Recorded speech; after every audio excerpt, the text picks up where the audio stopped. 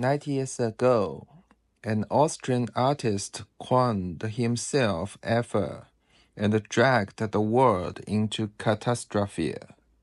Today, a German guy became the first emperor of United States of America. 75 years ago, China crossed the Yalu River, hot what Mao once called American imperial wolves.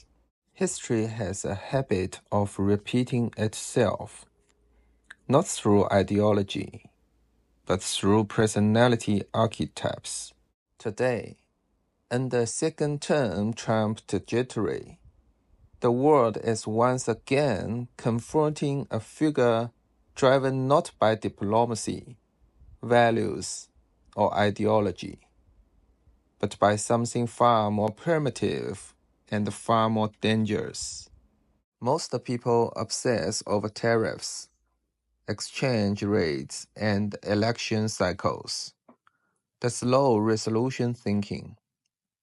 Gold and silver are exploding not because of inflation fears, but because markets are quietly pricing the end of a rule-based world. In Trump's internal logic, the planet is not composed of sovereign states, laws, or human rights. It is composed of plots of land. Greenland is not a nation's territory. It is a poorly managed, strategically positioned, underexploited assets, wasted on what he perceives as mediocre tenants.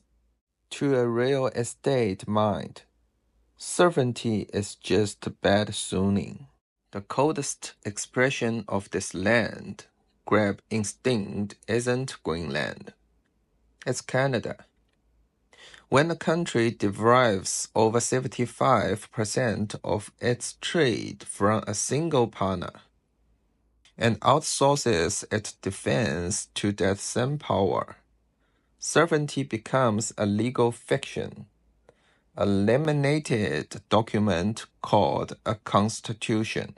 In Trump's framework, if he pays to keep you alive, you are no longer a neighbor. You are an asset. This is why figures like Mark Carney quietly seek alternative anchors. They understand the math. This is where it gets dangerous. By acting like a global buyer, Trump makes territorial conquest look local.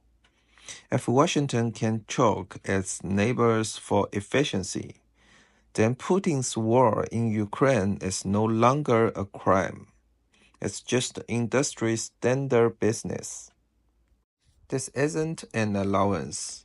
It's a predatory convergence. Trump doesn't care about borders. He cares about leverage. He doesn't want to restore America.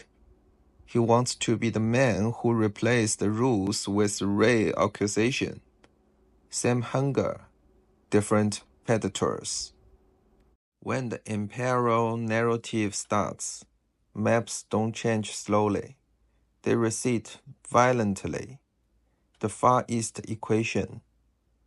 When the international law becomes scrap paper, disputed lands are not legal problems.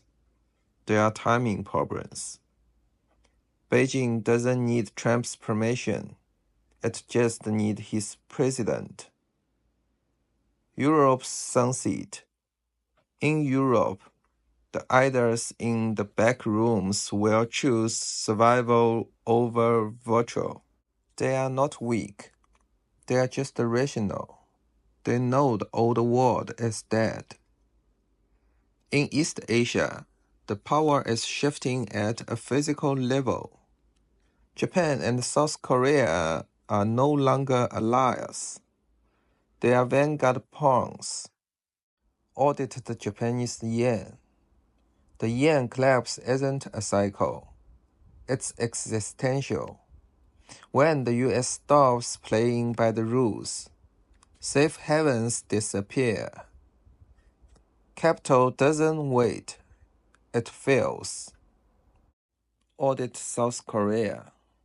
Moving toward China isn't weakness. It's loss prevention.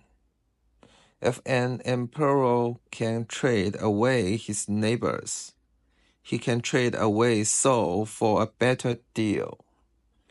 Lee Jae-min sees the end game. You get a servo patch before the system locks you out. In conclusion, the emperor's crown. So is Trump insane? No, he's brutally lucid. He sees the holes in our rules and the hypocrisy in our values. He's using a real estate mindset to break civilization.